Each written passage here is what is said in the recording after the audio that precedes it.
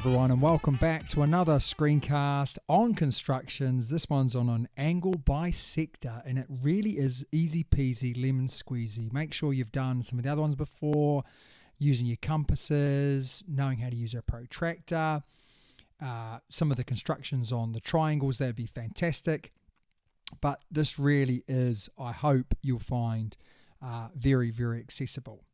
So first things first, what are constructions in maths? Well, we've done this a million times before, but what is an angle bisector? Is a line that splits an angle into two equal parts. So like before, when we use the perpendicular bisector, we split that line in half and created two 90-degree angles. We're going to use similar skills to do an angle bisector. Okay, so please, you are basically doing a perpendicular bisector, but on an angle. Do not worry, I'll take you step by step.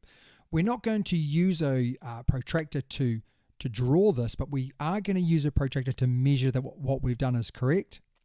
We're going to primarily use a ruler and a compass to do this.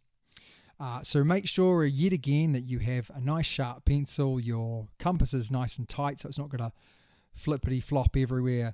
And everything is in good order.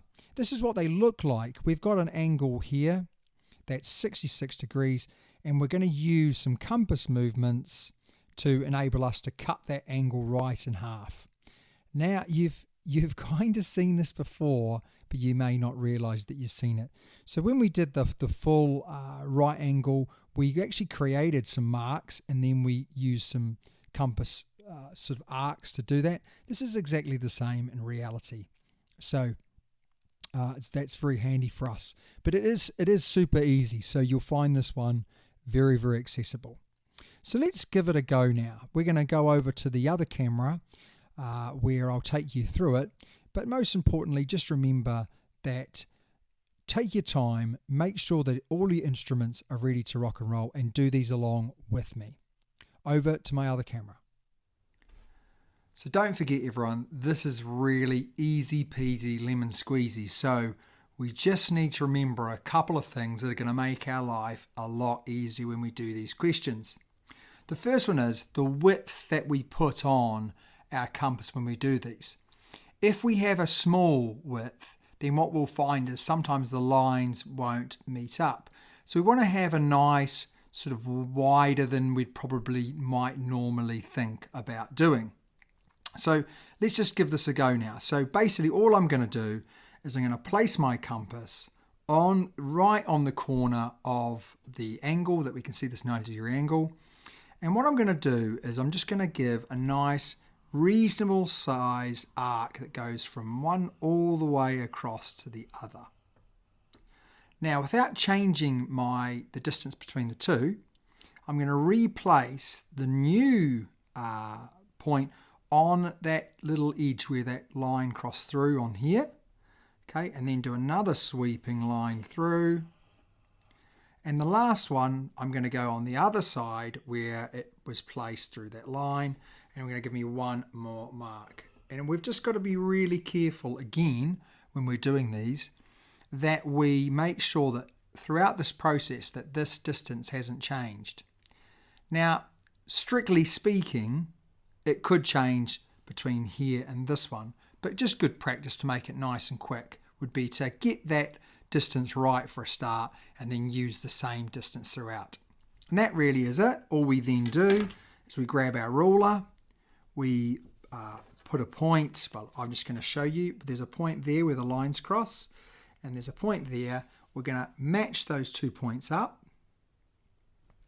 And although I haven't used my protractor to create this angle, what we should have here is 45 degrees. So I'm just going to check that now, and we can see there that we've got bang on 45 degrees on my protractor as well. But I only use my protractor to measure that angle. So then I'd write 45 degrees and 45 degrees, and there we have our angle bisector. It really is as simple as that. So now it's time for you to give the next one a go on your own. So hopefully you've done that one along with me. Make sure that you pause the video when the next question comes up, you give it a go and you come back and see if you've got it right. Okay, so hopefully you've had some time to do that now. Now it's time to go through the same process again. So straight away I'm going to say, okay, I don't want a nice small one. If I have a small arc, I might be in trouble. They might not match up. So I'll give myself a decent arc there. All right, now you can always change this. You can always give it a go if it doesn't work. You can change it. We're going to put it right on that corner. And I'm going to make that one sweeping curve through there. Then I'll reposition my compass on that bottom, making sure that I'm not changing that aperture or the distance between the sharp point and the pencil. Swap it over. There we go. Draw my line between the 2 points that I'm looking for, which is that point there and that point there. And just remember the last step we're going to do is we are going to check out work with a protractor. We should have a 40-degree angle on both sides. So let's place our protractor over top. And you can see there that we've got that perfect 40 degrees. Now, if you are a tiny bit out, it's not a massive issue. Remember, we do have some sort of margin of error, we call it. Okay, so don't worry about it too much. But as long as it's really, really close, then you leave all your construction lines. Make sure you leave all your construction lines, and you're done. So hopefully you found that nice and easy. There is a quiz question next. It is a little bit more difficult, but I'm sure you'll cope with it absolutely fantastically well.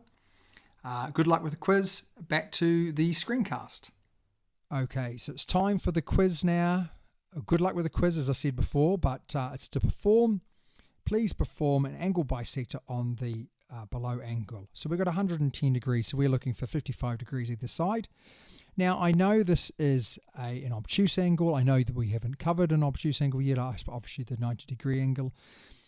But it's exactly the same process. Very, very important that you have a nice, decent width to that compass before you get going. But pause the video, give it a go, come back and see if you've got it right. I'm sure you will. Okay, so let's see if we have got it correct. We should have done some sweeping lines. Now, I've cut mine a little bit short. Yours can go all the way through, of course.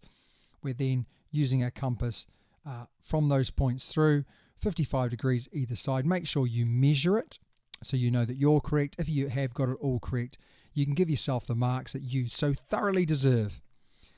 As always, make sure you write a few notes on this, but it's been a pleasure helping you with your maths today. I'm sure you've got a little bit better. All these skills that you're building up are going to stand you in good stead for the future, and you are going to crush maths. Hopefully, you're going to feel more confident and you're going to do awesome things in maths. Well done. Until next time.